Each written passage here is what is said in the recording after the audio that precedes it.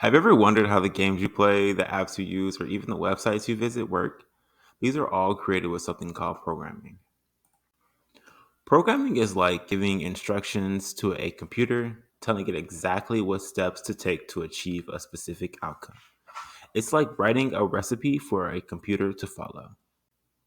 Just like a recipe tells you how to combine ingredients and cook them to create a dish, code tells the computer how to process information and perform actions. Programming is used to create all sorts of things, from the simple games you play on your phone to the complex software used in businesses and scientific research. By leveraging programming, you can gain the power to not just use the technology, but to create it. You can turn your ideas into reality and build things that can make a difference in the world. This is just a glimpse into the exciting world of programming. Are you ready to learn more and start creating your own programs?